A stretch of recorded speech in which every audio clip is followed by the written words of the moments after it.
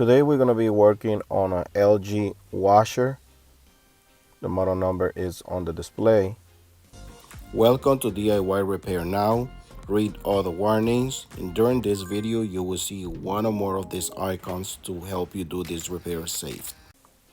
And the problem that we are having with this wash machine is that it's not spinning or washing, and it's throwing a LE error. According to the manufacturing, reading some paperwork and some information that I find online, and also doing a troubleshooting, I find out there is a miscommunication between the motor and the main control board. Now, I've done a lot of repairs on this particular model, and I always find that it's the rotor position sensor. When this sensor is bad, the main control board sends the signal that tells the motor which way it needs to turn, but the sensor is faulty, so it's not doing the job the way it's supposed to. So we're going to start by replacing this sensor. And I know a lot of people is going to say, well, it's a way to check with a multimeter the sensor and this and this and that. But I don't waste my time anymore, because it's been many times where I check the sensor and the tester is telling me that it's good, but it's not. And I talk to the manufacturers a lot of times, and they say, well, because it checked okay with the multimeter, that doesn't mean 100% that it's okay. So what I do in this case is remove possibilities, which is the first and cheapest way will be replacing the sensor. If the sensor doesn't do the job, since this is a direct drive washer machine, which means it brings the motor and a rotor, it doesn't have a separate control board for all style motor. So it's either the sensor, the rotor motor, or the main control board. So if I replace the sensor and it's still giving me a problem, the next repair is like the motor, and lastly would be the main control board. But neither one of those is worth it, because the repair it goes over $200, $300, $400. So I suggest always check the rotor position sensor. Now we're just checking the bearings, because I saw some moisture there and I thought it was water, but no, it was just oil, grease. And I'm supervising all the wiring on the motor, making sure I don't see any burn spots or anything that could be creating the motor not to turn the right direction. Now, when I first tested out, I turned it on and I heard that it was trying to go like both ways very quickly with a weird noise. That is the first sign that it could be the sensor. And then after 4 minutes, 5 minutes, it stops and it gives me the LE sensor. Now that is the part, and this is the brand new part.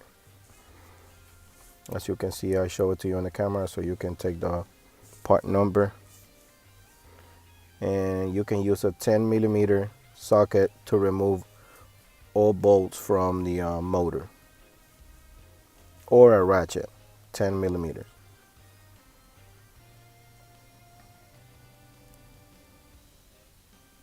Now what I do most of the time, I use a ratchet to get them loose, and then I use the 10mm socket with the drill to remove all bolts, which is 6 bolts to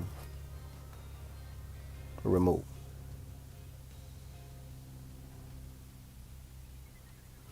I always remove all the screws and leave one on the top just to secure and doesn't fall on me.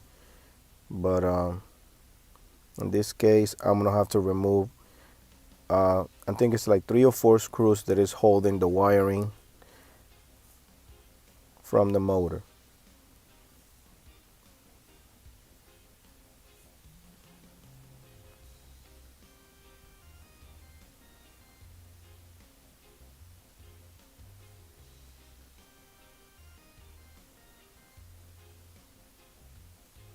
If you remove all the wiring from the motor, then you can remove the motor, and then the wire will be flexible. That way you will be able to turn it and remove the harness from the motor itself.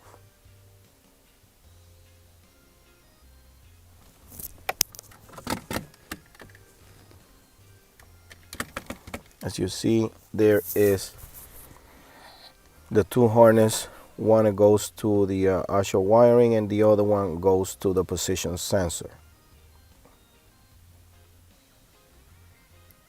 Now, removing the one from the position sensor is very easy. It's just a clip, and you lift it up and it will come right out. Now this other one, it has 2 little tips on the side. You squeeze them and it will come out as well, but I'm having a little difficult time trying to get this other harness out, but because I was trying to hold the phone with one hand, but now I got it where I put the phone down and I can just squeeze them and wiggle it right out.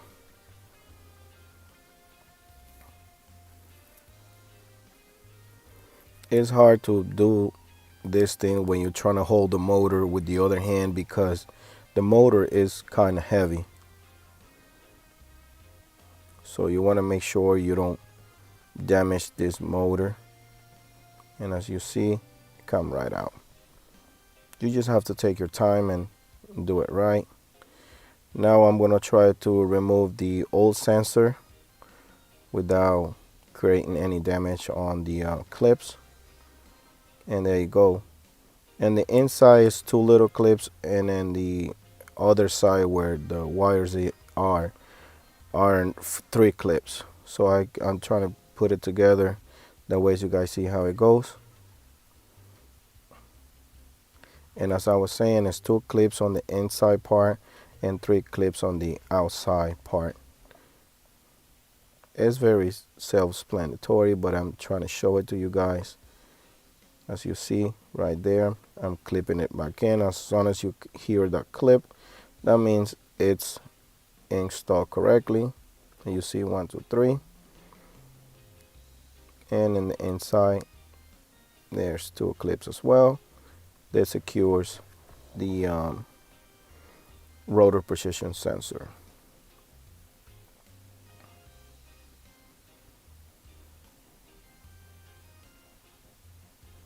Now I'm trying to do this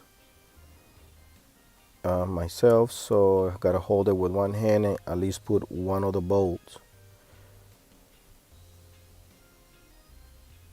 and hold it with the other hand.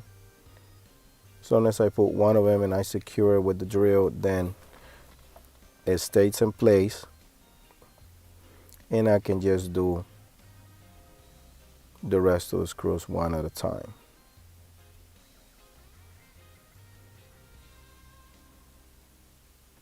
Now I got 2 bolts holding the if you would wonder what I was using to remove this, I used the adapter with a 10mm socket, and that comes pretty handy to be able to do this job quickly.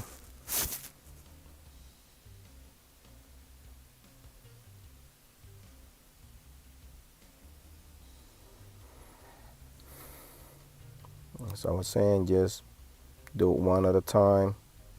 Now this is an impact drill, and it will tie the screws very well, but I always go one last time all the way around, doing it with the impact drill, and then I use the ratchet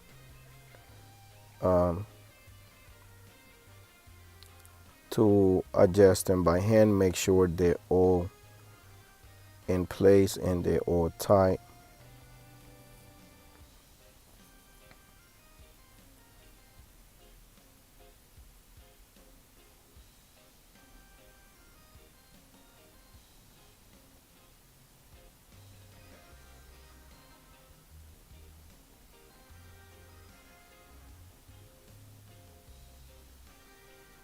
Now I'm going to put all the screws that are holding the wiring.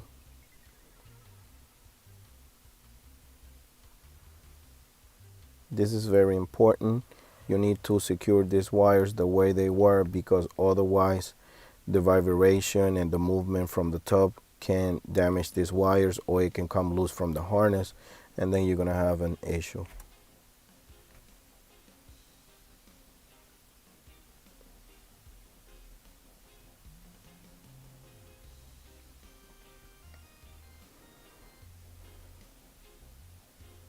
Now we're going to put the rotor cover.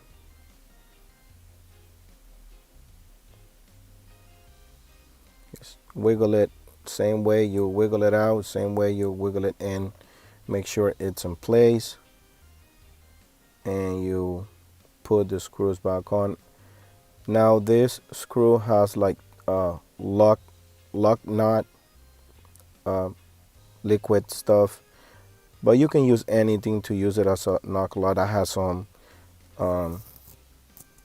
silicone, so I put a little bit of silicone, that way it doesn't come loose. And then you just tighten it with your adjustable tool.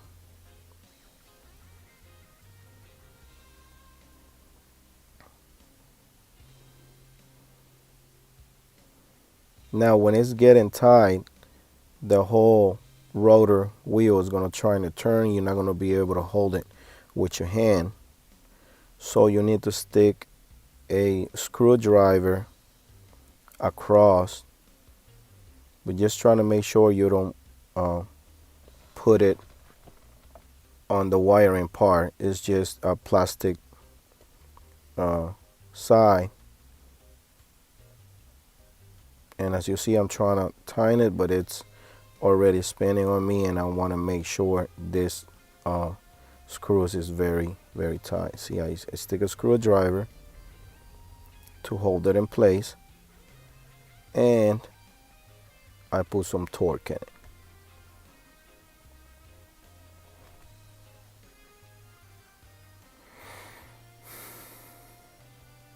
Now I went inside, turn it on, make sure it's gonna turn clockwise and counterclockwise to see if that corrects the problem.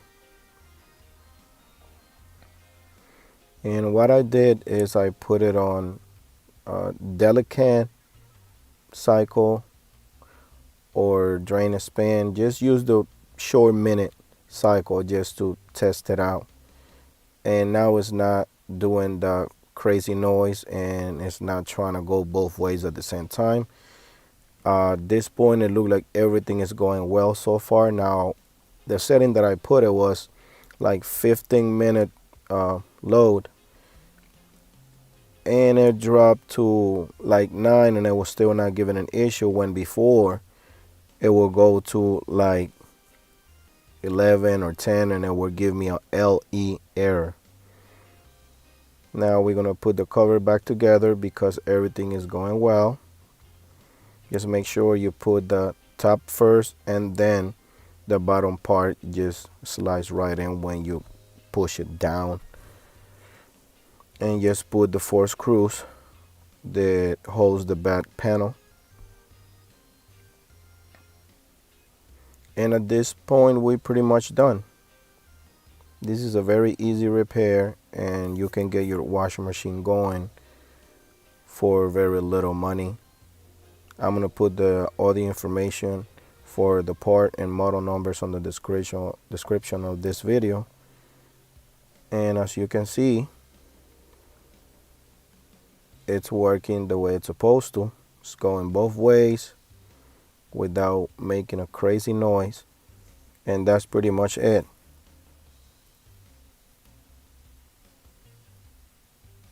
This job, it's done.